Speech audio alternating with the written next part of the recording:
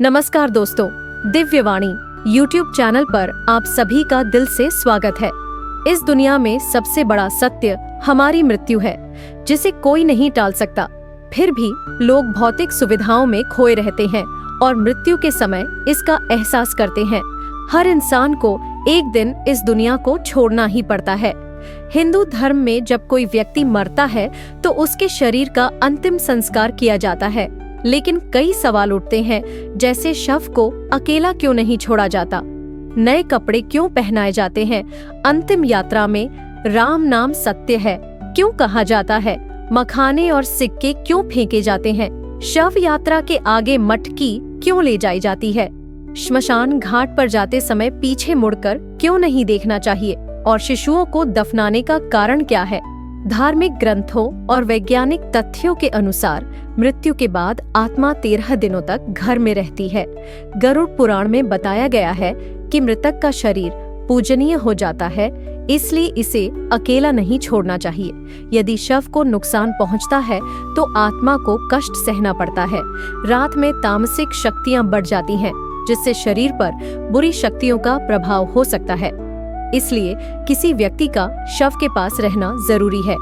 विज्ञान के अनुसार आत्मा के शरीर छोड़ने के साथ ही शरीर का क्षय शुरू हो जाता है, जिससे दुर्गंध आने लगती है। इस दुर्गंध को कम करने के लिए शव के आसपास अगरबत्ती और दीपक जलाए जाते हैं।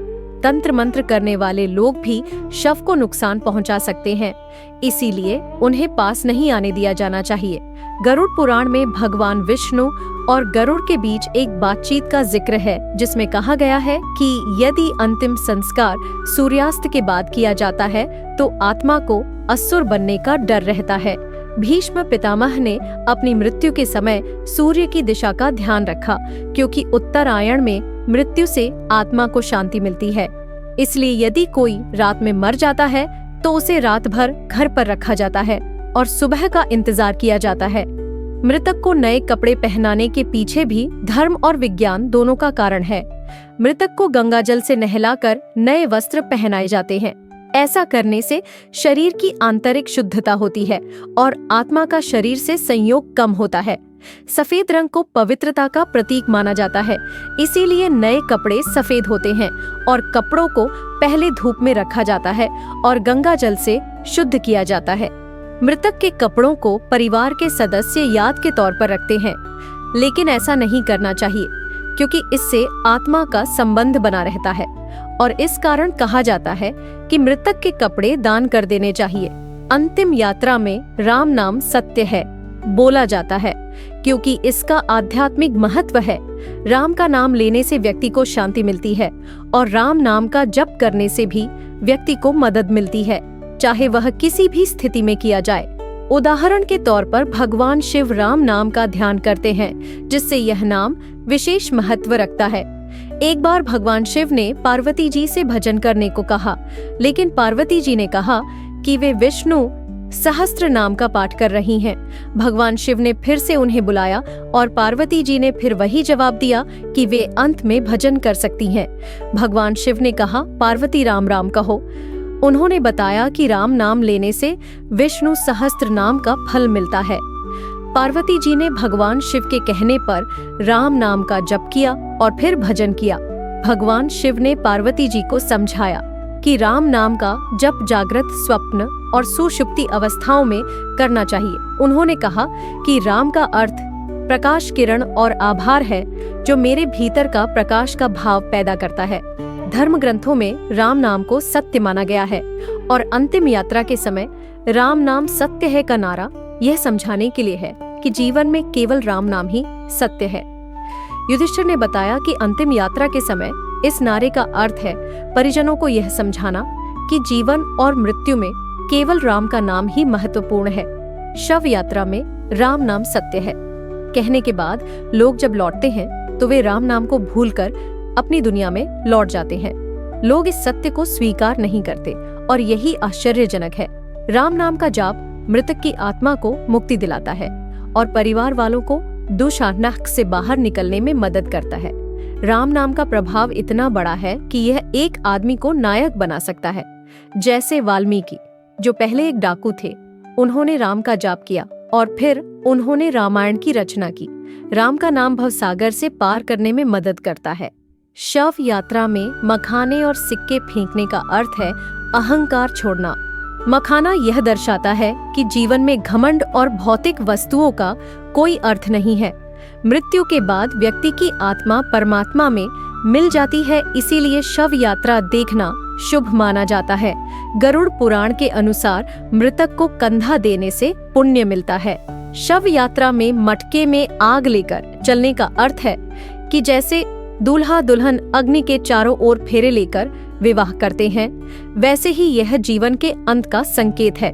पानी से भरे मटके को गिराने का अर्थ है कि जीवन समाप्त हो रहा है और यह दर्शाता है कि हर जीव का अंत निश्चित है। सिर पर डंडा मारना अंतिम संस्कार की प्रक्रिया का हिस्सा है ताकि शव पूरी तरह जल सके। यह प्रक्रिया आध्यात्मिक और वैज्ञानिक दोनों दृष्टिकोण से महत्वपूर्ण है। अग्नि जलाने के समय यह ध्यान रखना जरूरी होता है कि शरीर के किसी हिस्से को छोड़कर न जाए, वरना यह अशुभ माना जाता है। शास्त्रों के अनुसार अंतिम संस्कार की प्रक्रिया का प्रभाव अगले जीवन पर पड़ता है। सिर पर डंडा मारने की क्रिया यह सुनिश्चित करती है कि शव पूरी तरह जल जाए और किसी बाहरी जीव द्वारा न उठाया जाए। इन सभी क्रियाओं का आध्यात्मिक और वैज्ञानिक कारण है। यह माना जाता है कि शव के चारों ओर परिक्रमा करना सुखद और मंगलमय भविष्य का संकेत है। अगर किसी कार्य के दौरान शव के दर्शन हो जाएं, तो अधूरे काम पूरे होने की संभावना बढ़ती है, दुखों का नाश होता है और सुखी जीवन की शुरुआत होती है। जो आत्मा शरीर को तुरंत छोड़ती है, वह अपने साथ चलने वालों को आशीर्वाद देती है, जिससे व्यक्ति के पुण्य में वृद्धि होती है। अंतिम संस्कार से जुड़े कुछ विशेष नियम हैं, जिनका पालन करना बहुत महत्वपूर्ण है। अन्यथा माना जाता है कि यदि नियमों का पालन ठीक से नहीं किया गया, तो मृतक की आत्मा को दुख उठाना पड़ता है। अंतिम संस्कार के बाद परिजनों में से किसी को श्मशान घाट की ओर पीछे मुड़कर नहीं देखना चाहिए। गरुड़ पुराण में भगवान विष्णु ने मृत्यु के बाद आत्मा की गति और प्राणियों की मृत्यु पर विस्तार से बताया है। शरीर जलने के बाद आत्मा का अस्तित्व बना रहता है। गीता में भी यही कहा गया है कि आत्मा को कोई शस्त्र नष्ट नहीं कर सकता। आत्मा अपने कर्मों को देखती है और अपने स्वजनों के साथ मोह बंधन में रहती है। यदि इस मोह बंधन को तोड़ा नहीं जाता, तो आत्मा को मुक्ति प्राप्त करने में कठिनाई होती है। इसलिए अंतिम संस्कार के बाद यह आदेश है कि कोई भी स्वजन पीछे मुड़कर न देखे।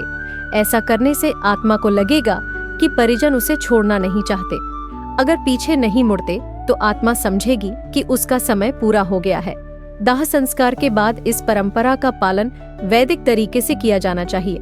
अस्थियों को अंतिम संस्कार के 3 दिन बाद चुनने का कारण यह है कि अस्थि विसर्जन का समय बहुत महत्वपूर्ण है और इसे तीसरे या चौथे दिन पूरा करना उचित माना गया है। शास्त्रों के अनुसार अस्थियों को पवित्र नदियों में विसर्जित करना चाहिए, जिसमें गंगा का विशेष महत्व है।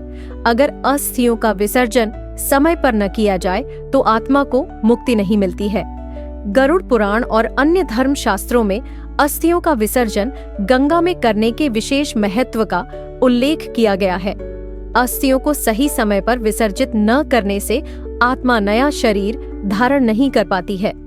पुराणों में कहा गया है कि जिस व्यक्ति ने चिता को आग दी है, उसे अस्थियों का संचयन चौथे दिन करना चाहिए।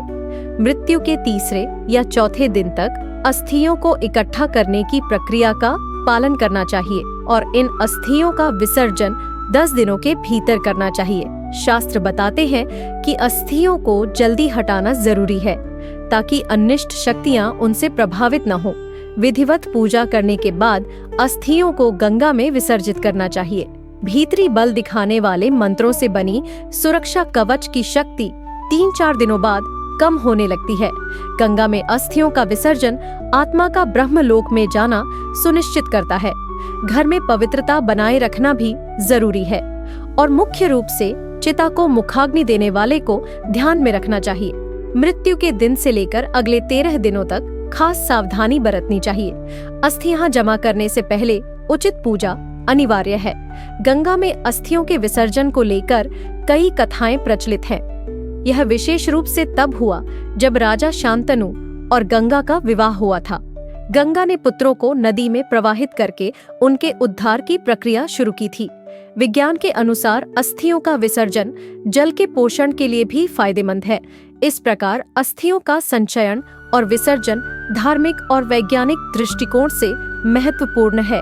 आशा है कि आपको यह जानकारी समझ में आई होगी। तो दोस्तों, उम्मीद है आज की वीडियो पसंद आई होगी। तो वीडियो को लाइक करें और शेयर करें।